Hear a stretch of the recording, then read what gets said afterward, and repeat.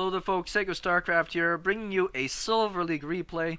We had Bahaya up here on the top right, fire me off a replay.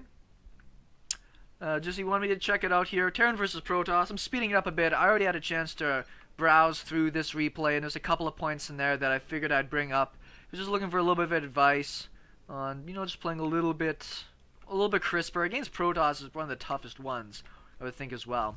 But I remember the openings from both these players, pretty standard, pretty straightforward. And it's, against Protoss, there's this interesting saying that, Protoss is essentially the weakest in the mid game. The early game, there's some great little pressures they can put on, but once they get it, and then they get kind of weak as, the other races macro up hard. And then it gets into the late game and that Protoss death ball becomes really tough. So the trick is, as a player, in most cases, to find ways to deflect any early game pressure, and if you're not getting pressured by the Protoss player in the early game, that means you've got to be the person to go out there and put the aggression on, unless you can play a lot greedier and macro up just a killer army. And Bahaya here, gonna throw down things in his base. I do like putting the supply depot to finish the wall off. Denying scouts is such a pain in the ass as a Protoss player to lose the ability to know what's going on. And seeing a Marine come out with the gas down, it's a bit of a tell as well that it's going to be an earlier factory because you're saving up that 50 gas. Double gas opening on this side. Nothing yet. But you're going to see in a game like this that the Protoss can really take advantage of the fact that their mothership core defends most cases. Up comes the SCV. Gets spotted, which is too bad. Sometimes it's nice to throw down that engineering bay. If you get lucky, you can get that down. Well, you see this has distracted the Protoss player quite considerably, because he's got almost 800 minerals banked up here. Terran player, I would say, is in the lead. Right now he's got his command center almost halfway done. Nexus has just started. But I generally recommend throwing down a bunker at the front against Protoss, because if one zealot, a stalker, and a mothership core come across the map, you actually run into a lot of trouble. Right, if you don't have the units out. He's got these buildings finished here, but he hasn't started construction of any widow mines. A little bit of everything going on right now. There's the widow mines. Units wise, see that the Terran player is starting to fall a little bit behind in the workers, but that's just the Protoss and the Chrono Boost. You gotta stay on top of that worker production. And that was one of the things that I noticed most when I was watching this game, was that the worker production as a Terran player, for some reason you just kind of forget about it. It just kind of falls behind. Cancels that worker. He wants to get that orbital down as soon as possible. Very smart. Marine production, medevac, and widow mines are done. Sometimes if you're cool, you can just walk widow mines into the base. This is what I'm talking about with the Protoss player. No units. Does have some Stargates finished up. Yes, Robo on the way. There's really nothing here. So we're seeing a lot of Terran players like doing early bio timing, like get the 3 racks. Hit them up with, a few Marauders, bunch of Marines, get some damage in. You can see he's going to gear up for a widow mine drop, which is great. I love me some widow mine drops. He asked me when I looked at the scan what this should tell him as a Protoss player. The Protoss player, if I scan and I see this, I see a lot of Chrono Boost. So that means he's either really bad, or he's saving that for a bunch of warp-ins to do damage. The Robo facility at this timing means that my widow mines might run into a little bit of trouble, because there's probably going to get an observer out pretty soon. Double gas. But that's about it right now. And there's nothing else really to see. You wouldn't have been able to scan, see anything else. There's no other tech hidden here. Just saying that the Protoss player is essentially macroing up, and he's not even doing the best job of it. The scan. I would feel pretty happy if I scanned and I saw that, right? At least you didn't see the starport, because if that happened, you don't have any missile turrets down. I like having the Desperation 1 missile turret, just in case. Heads off with the medevac. It's going to be completely unscouted. More gas is going down over here. But if we look at the units, we can see that the Terran players stop making... Oh, there we go. Back to SCVs. That's good. I was going to say you stop him making SCVs, and you never want to do that. Macro facilities going down. And this is really smart, actually. A lot of players, when they're going in for an attack, they'll bank up a ton of minerals, come home and have no way to spend it.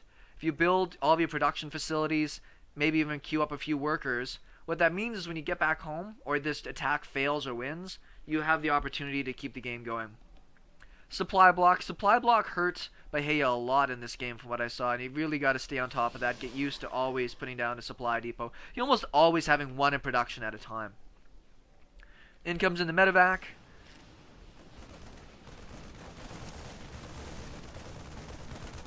And the widow mines look like they're going to get off a couple of pretty nice shots. The problem though is that widow mine blasts will disappear into assimilators, so I generally like leaving the widow mines behind the mineral line where they won't get as messed up. So he gets out with the medevac. Killed 9 workers with that. And the protoss player didn't notice that that got picked up. This is usually a great opportunity to maybe come in the other side and do damage, but most players don't have the macro to pull that off. And these widow mines, coincidentally enough, are going to get off another couple attacks.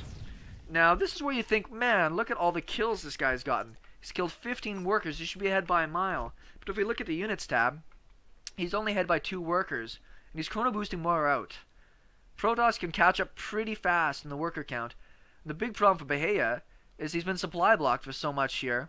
So he built all the production facilities, but he's not been able to sustain this lead. And I run into this a lot against Protoss, where I think I do a ton of damage, go back home, play a longer game, and then I fall behind again. Got to find ways to be able to keep sustained pressure, or be able to macro more effectively. Protoss player, to pick on him a bit, he's got 1,000 gas banked up. If you see that, at least he pulled some people off these gases or didn't replace them, so that should even out eventually. Observers are coming out, 4 gateways, and a small bit of army. This is where, in my mind, when I feel really good to just build up a big pile of army and start putting on more pressure. Get a reactor onto this starport, get the medevac production really going. Medevac's so important in this matchup, because usually you're not trading as good. And we also have an engineering bay that hasn't done anything in this game. When you build structures like this, you have to make use of them. He didn't put down missile turrets with it. He hasn't upgraded anything with it. And he actually hasn't even started STIM. Man, I can't believe I missed that. STIM should be one of the first things you start ever. If you get like STIM pack and +1, he could be going for a follow-up attack here and actually probably win the game. Though missing those upgrades, this +1 now started. Missing STIM and combat shields is pretty darn important as well. It's a pretty big blow.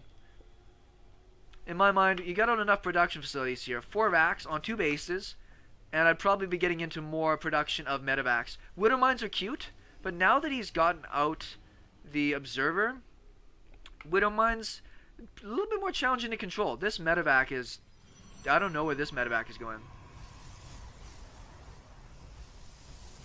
Double forge going down. Smart, be able to spend off some of those resources. This should just rejoin the army. 1 medevac to support all this bio isn't necessarily that strong.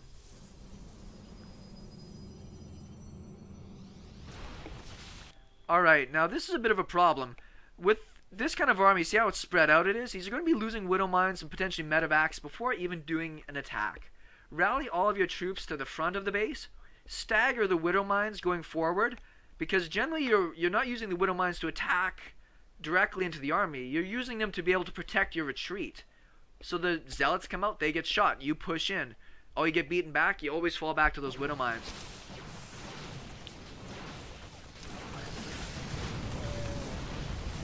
Okay, now this is actually looking like a really good attack. Now, here's a problem. Oh, photon overcharge is down. And this isn't quite enough army to kill that, particularly without STIM and any upgrades. In this position, what probably would work well, you can target down some units, but either plan on killing workers, or head to the high ground, someplace outside of range of that. There's a good time warp. Gets the widow mine, but gets the observer, but the widow mine kills a ton of stuff.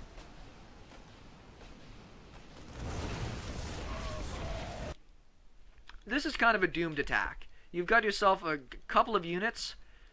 Pick up your stuff and run away, right? If you saved his medevacs and saved the units, look at the score right now. Look at the unit count. You didn't kill any workers, but you're up by a ton of supply. Units-wise, you're down in workers, you're down in economy, but you can't throw away units like this as easily. Make a run for it. Now, I actually might get more shots off. This is ridiculous. That was huge.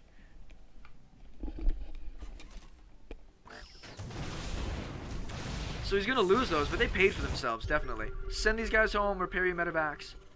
Once again, medevac production has been stifled in favor of more widow mines. Widow mines are great, but they don't necessarily win games. SCV production has stopped. This is where, here's a tip I always tell more amateur players. If you take an attack like that, you did a bunch of damage, come back to your base and check some things. Wow, I've only got one engineering bay down. Okay, I'm building my second one, but I'm going to need that armory so I can start my next upgrade. Check, armory on the way. Supply depots. I'm at 110 supply. Everything's building. I'm going to throw down a couple more.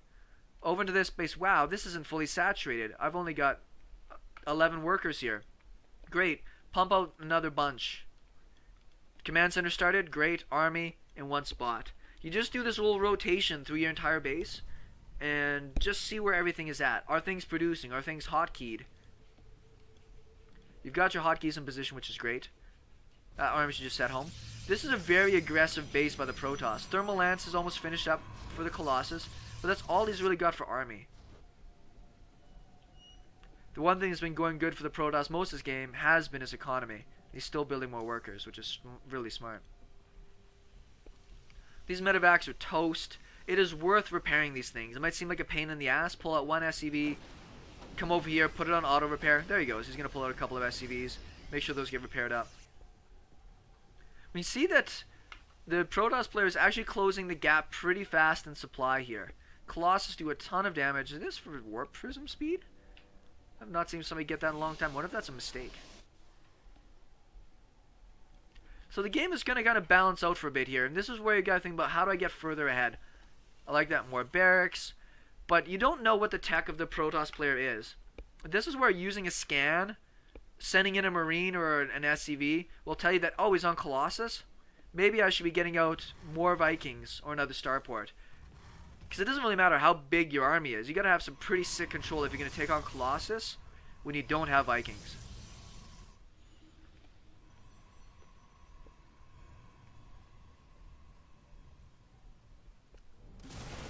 Now, unfortunately, the Terran player, once again to rallying stuff and not scouting, is going to get his army pretty split up here.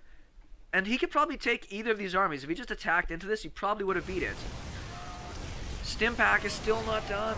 He just started Stim. This army could get shredded. No, don't run. It's going to be even worse. That was a bad engagement. Now he's going to try to... Oh shoot, he's not retreating.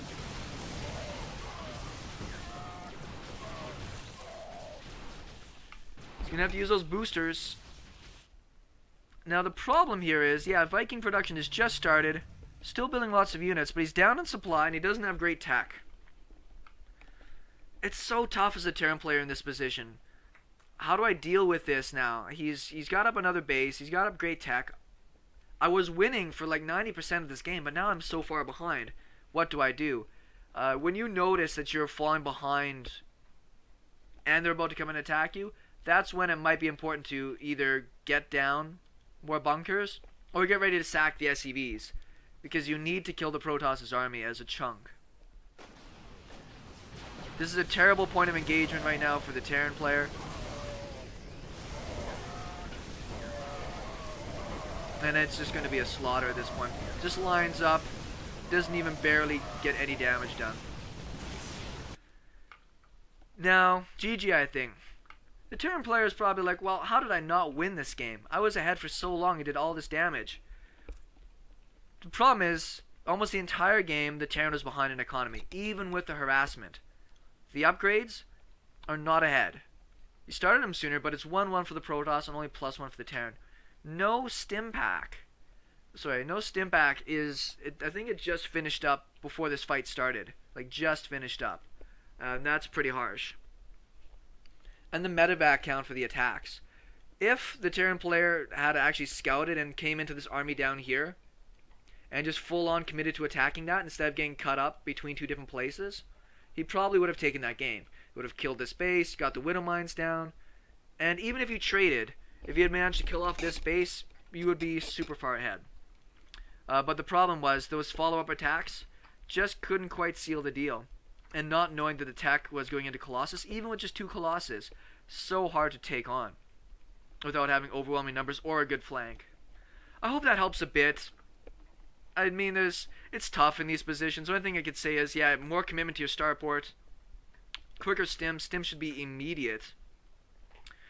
And keeping that pressure on. Like, he kept attacking, but it didn't necessarily get any critical damage done. It never killed the economy, killed a nexus.